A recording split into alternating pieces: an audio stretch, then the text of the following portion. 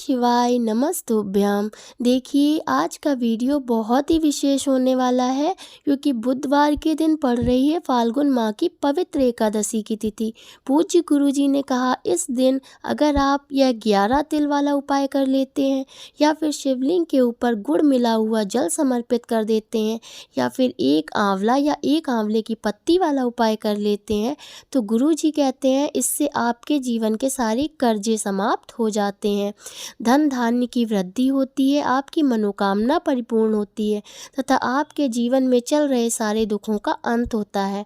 यदि आपके जीवन में बहुत ज़्यादा समस्याएं चल रही हैं, लड़ाई झगड़े से परेशान हो चुके हैं, बीमारियां लगातार बढ़ती जा रही हैं या किसी को मानसिक दुर्बलता सता रही है, तो इन उपायों से आपके जीवन के सारे संकट दूर हो जाएंगे। तो पूज्य गुरुजी ने कहा, इस एकादशी के दिन ये काले तिल वाला उपाय जरूर करिएगा, इससे आपके जीवन के सारे संकट समाप्त हो जाएंगे। तो जानते हैं गुरुजी द्वारा बताए गए पहले उपाय के बारे में। इससे पहले अगर आप चैनल पर नए हैं तो मेरी आपसे छोटी सी प्रार्थना है कि चैनल को सब्सक्राइब और वीडियो को लाइक जरूर कर दीजिए। देखिए, इस वीडियो में पूज्य गुरुजी द्वारा बताए गए कुछ बहुत ही खास उपायों के बारे में जानेंगे। यह उपाय आपको सिर्फ और सिर्फ आमला की एकादशी की तिथि में ही करना चाहिए। अगर इन उपायों को आप इस फाल्गुन मास की एकादशी में करते हैं तो इससे आपके जीवन में विशेष परिवर्तन होंगे, आपको धन की प्राप्ति होगी, मनोकामनाएं आपकी परिपूर्ण होंगी तथा आपके सारे संकट समाप्त हो जाएंगे। यह फाल्गुन मास में पड़ने वाली एकादशी हम लोगों के लिए बहुत ही खास है। तो जानते हैं पूज्य गुरु जी द्वारा बताए गए सबसे पहले उपाय के बारे में। इस उपाय के लिए आपको एक तांबे का कलश ले लेना है। इस कलश में आपको अपने घर से जल ले लेना है। इसी के साथ आपको थोड़े से काले तिल के दाने लेने हैं। आप चाहें तो 11 काले तिल के दाने ले लें या 21 काले तिल के दाने ले लें। काले तिल के दाने भगवान विष्णु जी के पसीने से उत्पन्न हुए हैं, इसलिए काले तिल का कोई भी उपाय शिवलिंग के ऊपर किया जाए तो इससे हमारे महादेव भी प्रसन्न होते हैं और साथ ही साथ भगवान विष्णु भी प्रसन्न होते हैं। एकादशी की तिथि भगवान विष्णु को समर्पित होती है, इसलिए हमें यह काले तिल वाला उपाय विशेष रूप से करना चाहिए। इसी के साथ आपको ले लेना है एक गुड़ का छोटा सा टुकड़ा। 1 या 2 छोटे छोटे गुड़ के टुकड़े आप ले सकते हैं। अब यह सारी सामग्री लेकर आपको शिवालय पहुंच जाना है। देखिए, इस उपाय को आप सुबह रवि योग में करना चाहें तो 6:25 से रवि योग प्रारंभ होगा, तो आप रवि योग में इस उपाय को कर सकते हैं। अगर आप शाम के को करना चाहते हैं तो पुष्य नक्षत्र में, जो कि 5:02 से प्रारंभ होगा, पुष्य नक्षत्र में भी आप यह उपाय कर सकते हैं, बहुत ही शुभ माना जाता है। तो आप इस उपाय को पुष्य नक्षत्र में भी कर सकते हैं। देखिए, आप एकादशी की तिथि में एक कार्य और किया करिएगा।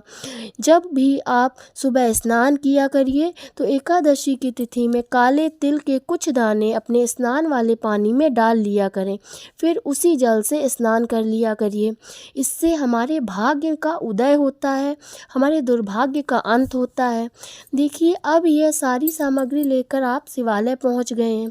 सबसे पहले आप शिवलिंग के पास उत्तर दिशा की तरफ मुख करके बैठ जाइए।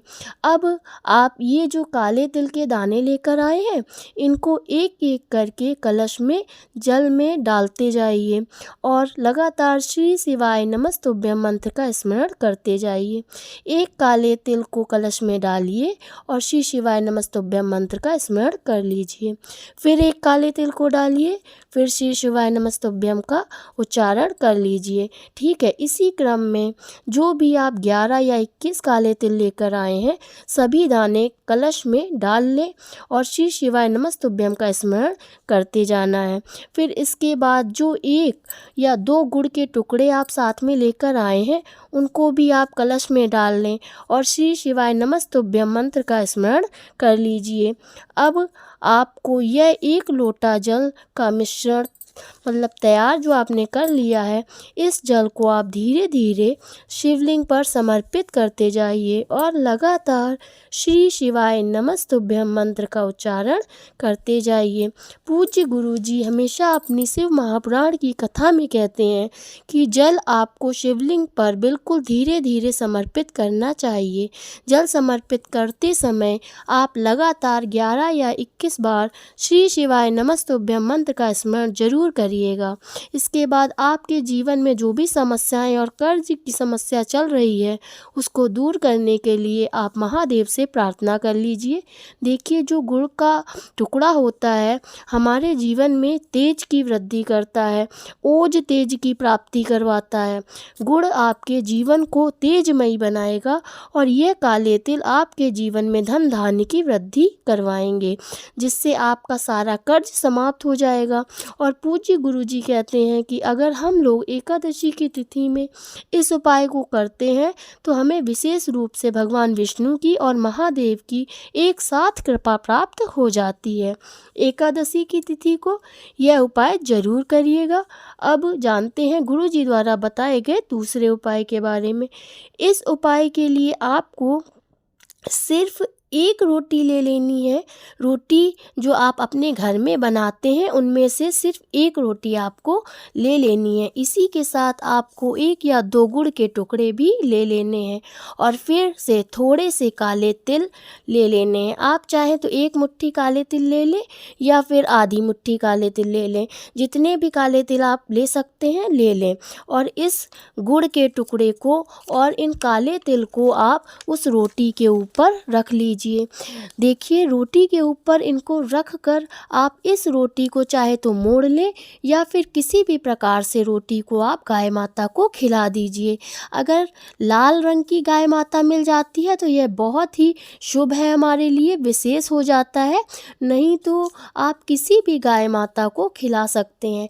देखिए, हम सभी जानते हैं गाय माता में 33 कोटि देवी देवताओं का वास होता है, इसलिए अपने जीवन में किसी भी प्रकार की देवी देवताओं की कृपा प्राप्त करने के लिए अगर गाय माता को एकादशी की तिथि में इस विशेष रोटी को खिला देते हैं तो गुरु जी ने कहा कि इससे हमें विशेष रूप से गाय माता की तो कृपा प्राप्त होती ही है, साथ ही समस्त देवी देवताओं की कृपा भी प्राप्त हो जाती है और हमारे जीवन में जो भी दुर्भाग्य चल रहा है, जो भी संकट चल रहे हैं, उनमें हमें धीरे धीरे आराम मिलना शुरू हो जाता है।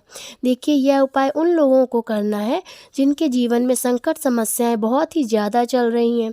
गाय माता को अगर आप यह रोटी हर एकादशी को खिलाना शुरू कर देते हैं तो गुरु जी ने कहा सिर्फ 2 या 3 एकादशी आप इस उपाय को कर लेते हैं तो आपके जीवन में चमत्कारी परिणाम प्रारंभ होना शुरू हो जाएंगे, आपके सारे कार्य बनना प्रारंभ हो जाएंगे। तो ये थे पूज्य गुरु जी द्वारा बताए गए कुछ विशेष उपाय। अब मिलते हैं आपसे अगले वीडियो में एक नए उपाय के साथ। अगर आपको वीडियो अच्छी लगी हो तो कृपया चैनल को सब्सक्राइब और वीडियो को लाइक ज़रूर कर दें। अगर आपके मन में कोई सवाल हो तो कमेंट करके आप पूछ सकते हैं और कमेंट में हर हर महादेव तो लिख ही दीजिए या महादेव का कोई भी प्यारा सा नाम ज़रूर लिख दें। श्री शिवाय नमस्तुभ्यम।